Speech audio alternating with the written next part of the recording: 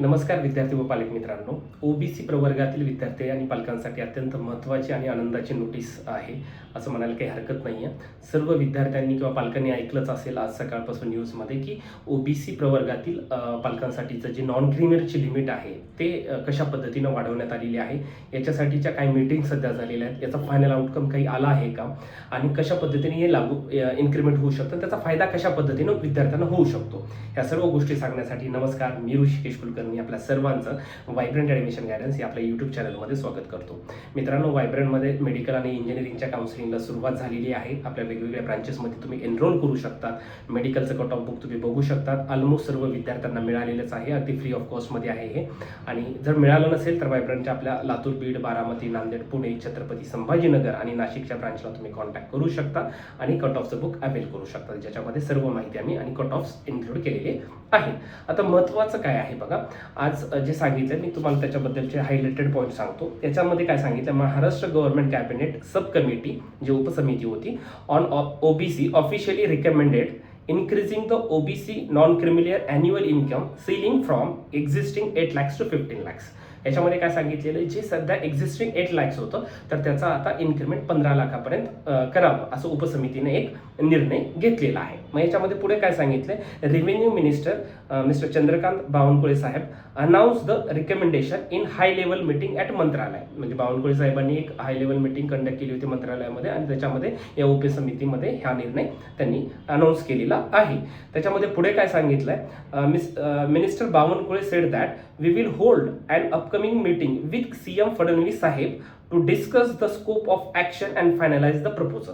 त्याच्यावर फडणवीस साहेबांसोबत एक final meeting होईल. याच्यामध्ये आम्ही डिस्कस करूया की याचा स्कोप ऑफ पुढे कशा पद्धतीने हे करता येईल आणि फायनलाइज कशा पद्धतीने प्रपोजल करता येईल, याच्यासोबतची एक फायनल मीटिंग फडणवीस साहेबांसोबत होईल. इफ दिस अप्रूव्ड, आता हे जर अप्रूव्ह झालं, it means an OBC individual whose family earns up to rupees 1.25 lakhs per month, म्हणजेच obviously 15 lakhs हे झालं annual, will qualify as a non-creamier and remain eligible for state government job reservations and educational quotas.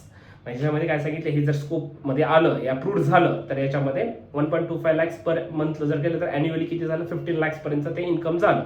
तर याचं त्याच्यानुसार त्या पालकांना government job reservation avail करता येईल, विद्यार्थ्यांना वेगवेगळ्या कोटा थ्रू ॲडमिशन घेता येईल. म्हणजे ही अत्यंत आनंदाची बातमी आहे ओबीसी मधल्या प्रवर्गातील विद्यार्थी आणि पालकांसाठी. बऱ्याचशा हॉस्टेलच्यासाठी इन्क्रीमेंट करावं, यासाठी पण ओबीसीच्या विद्यार्थ्याला त्याचा बेनिफिट भेटावं, हे देखील प्रपोजल आहेत. वेगवेगळे अजून याच्यामध्ये काही ॲड करण्यात आलेले आहेत. काही कास्ट, नवीन कास्ट याच्यामध्ये ओबीसी मध्ये ॲड करण्याचा प्रपोजल सेंट्रल मिनिस्ट्रीला देखील पाठवण्यात आलेला आहे. आता याच्यामध्ये दुसरं काय आहे, हे आधी नव्हतं का, तर आता बघा, काही ओबीसी मधल्या पालकांसाठी काय होतं, जे क श्रेणीमध्ये पालक येतात, त्यांचं इन्कम जरी 8 लाखापेक्षा जास्त असलं तर त्यांना काय होतं, हा बेनिफिट स्कॉलरशिपचा भेटत होता. नॉन क्रिमिलियर मस्ट होतं. गेल्या वर्षी एक GR आलेला आहे, पण त्याचा अवेल कोणाला करता येत होतं की क श्रेणीमधल्या प्रवर्गातील पालकांसाठी होतं. परंतु आता हे सरसकट झालेलं आहे की ज्यांचं इन्कम हे 8 लाखापासून 15 लाखापर्यंत जरी असेल तरी सर्व हे श्रेणीमधल्या पालकांसाठी याचा बेनिफिट त्यांना नक्कीच होणार आहे. खूप आनंदाची बातमी, कारण की सेमी गव्हर्नमेंटच्या सुद्धा फी स्ट्रक्चर हे खूप जास्त आहे. जरी थोडं जास्त इन्कम असलं, नॉन क्रिमिनल भेटलं नसेल तर त्या पालकांना, त्या विद्यार्थ्याला स्कॉलरशिपचा बेनिफिट भेटत नव्हता. हे अत्यंत आनंदाचं पाऊल म्हणायला काही हरकत नाही, जे महाराष्ट्रामधल्या सर्व विद्यार्थ्यांसाठी, मग ते कुठल्याही स्ट्रीममध्ये पुढे ॲडमिशन घेऊ द्या, अशा सर्व विद्यार्थ्याला हे नक्कीच लागू होईल. आता ह्याचा फायनल आउटकम आलाय का, GR आलाय का, तर अजून असं काही नाही. हे फक्त डिस्कशन झालंय आणि हे नक्कीच होईल, यात काही दुमत नाही. अशा पद्धतीने या गोष्टीचा डिस्कशन आज झालेला आहे. या रिलेटेड महत्त्वाचे व्हिडिओज, ॲडमिशन रिलेटेड महत्त्वाचे व्हिडिओज पाहण्यासाठी आपल्या या यूट्यूब चॅनलला सबस्क्राईब करायला अजिबात विसरायचं नाही आहे. आता इंजिनिअरिंग आणि मेडिकलच्या ॲडमिशन प्रोसेसला सुरुवात झालेली आहे काउन्सिलिंगच्या. लवकरात लवकर या आपलं सीट कन्फर्म करून ठेवा, जेणेकरून पुढील ॲडमिशन प्रोसेससाठी तुम्हाला निश्चित राहता येईल. दुसरी महत्त्वाची गोष्ट आहे, उद्या 21 तारीख आहे.